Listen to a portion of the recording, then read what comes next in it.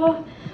Today I am so excited to get into this video because I have been moving around and doing so much, and I really need a place to unpack. So here I am. For those of you that don't know me, my name is Grace, and on this channel you're gonna find everything about my journey, self-healing through nature, my travel journeys, and just me living my best natural life. I have been all over the place. I'm finally back in the US after a 2-month trip in Brazil and another 2 months in Mexico. I came back to the States like a couple of weeks ago, and I'm really enjoying it, like just spending time with my family and friends and seeing old friends and stuff like that. It's just been feeling like so super good. So it feels nice to be home.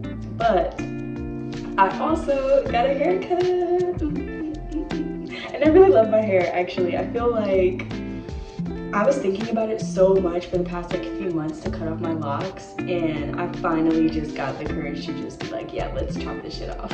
It was weird. I had to really just kind of go in there and just let go of all of these years of hair growth, and I'm really loving it. I feel so much like myself, and I feel really good. Like I feel more like me than I have in a long time, and that kind of brings me to my next thing. One of the things I wanted to talk about, and one of the things I've been reflecting about since the spring season has started, something just like resurfaced for me, is really just like fully, completely honoring my process. Like every single thing that happens in my life, I'm just like honoring it all, whether it be joy, the highs, the lows, all of it, just fully honoring it all.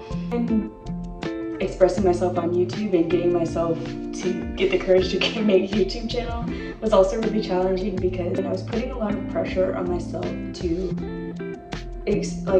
present myself a certain way that I think I just had to like let go of, which went along with my hair too.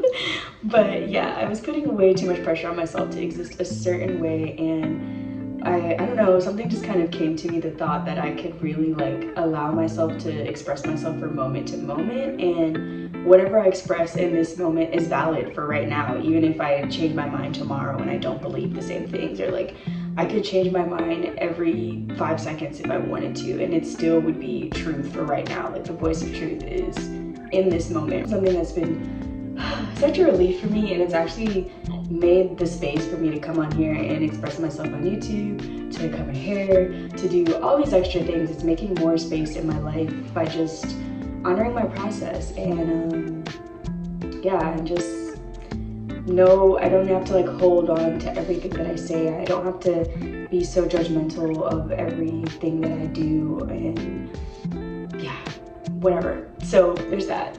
And also I feel like too, like as an entrepreneur and someone that wants to like share myself on social media, there's all this pressure to do what the algorithm says and like make money doing it this way, make these type of content and that type of content. And this video has nothing to do with anything.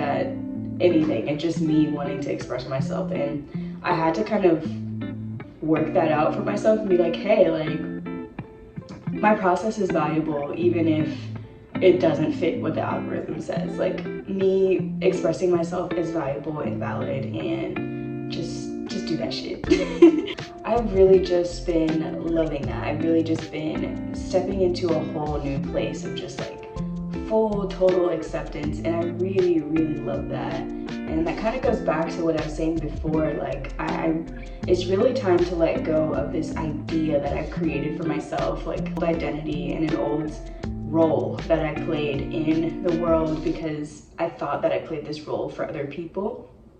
And like one of these like reality checks came and was just like, hey, like I don't control what role I am to other people. Like I might think I'm this, but they think I'm that, you know what I mean? I have no control over how people perceive me and how people, like what I mean to them. I have no control what I mean to people. So that's another thing that like was like a weight lifted off my shoulders, that I can just be myself fully without needing to like again, exist a certain specific way. Like, that feels so good. And yeah, I feel like I've been on a journey of like self-healing and self-awareness for a while, and somewhere along that journey I decided what healing had to look like. And I've been trying to fit myself into this box of what I believed healing looked like for so long, and recently that just kind of like went away. Like,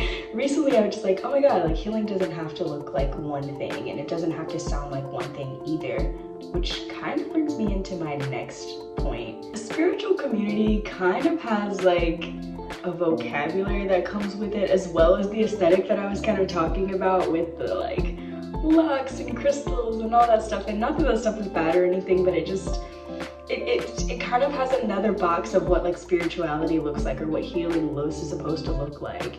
I just noticed that for myself, at some point it got to a point for me where I was like using that that kind of like spiritual identity to hide from doing the real work of loving on myself and healing myself, and really healing the parts of me that believed I was broken and needed to be fixed. And I felt myself trying to conform to that way, and that like that kind of look, and also that kind of the vocab that I'm talking about, like meaning like your inner child, your higher self, your shadow self, your masculine and feminine, and all these type of things. And like this is what healing has to look like, and this is the avenue of healing that you have to go through in order to reach this state of enlightenment or whatever. And this is kind of like the new age spirituality like vocab that I'm talking about. And I think that for me personally, it came to a point where that was like no longer helpful or useful for me. Like, it got to a point where, yeah, I was working on my inner child, or yeah, I was calling on my higher self, or whatever. And it just got to a point where that stuff just was like, ugh, this is not working, because the root of all of those things, the root of me working on my healing and all of that stuff, was coming from a belief that I was broken, or that I needed to be fixed, that I was wounded. And when I further identified with the shadow wounds, or the inner child healing wounds, and all these things, when I further identified with those, it didn't in turn help me heal. Because like, I think there's a fine line. Like, when you start becoming more self-aware, those tools can be super helpful. It's like, okay, yeah, I'm learning about myself, and you know, these kind of like categories or labels are helping me understand more things about myself. But once you kind of get to that point where you're self-aware and you're programmed to be more self-aware, you can fall, like, it's a slippery slope, all right? You can easily fall into self-sabotage by overanalyzing yourself and picking yourself apart. And I noticed that that's something that was happening for me. And I know that's not the intention at all of those kind of words, or like, you know, that kind of healing, you know, techniques or whatever. That's not the intention of it at all. But I just noticed on my own journey that started to become a thing that was happening, where I was like constantly digging at myself and picking myself apart and splitting myself up into all these different roles and things. Like, this is my shadow self, this is my higher self, this is my inner child, this is my whatever. And it just further enforced this idea that I was broken, and that I had different parts of me that had wounds and needed healing. And it deviated from the truth that I am infinite, and that I'm loved, and that I'm whole. And when I just decided to shift my focus to just being whole and just being complete, instead of analyzing all of my behaviors and putting them into these categories, I found so much more healing. And I'm starting to find so much more healing in that than I am in using those tools of, like, you know, using those labels, I guess I should say. So yeah, that's something that has been another like relief. I've been feeling, the theme of this all is just like relief. Like, I've been feeling so much relief from the identity that I created, the whole healing girl aesthetic that I was living in, and I felt I put the pressure on myself to exist in. So yeah, now I kind of just want to see myself as a whole, total, complete being, without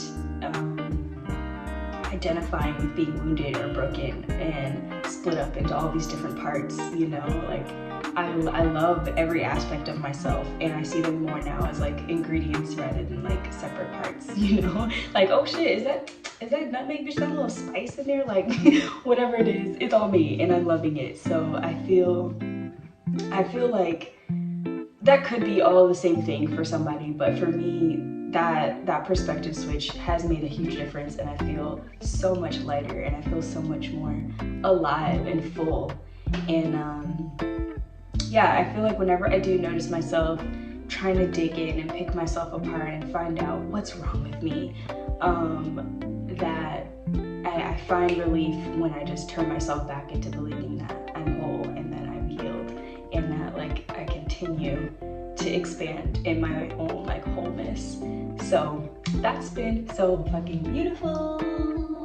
And I'm really enjoying that part of my process, and yeah, I wanted to share that with you guys, honestly.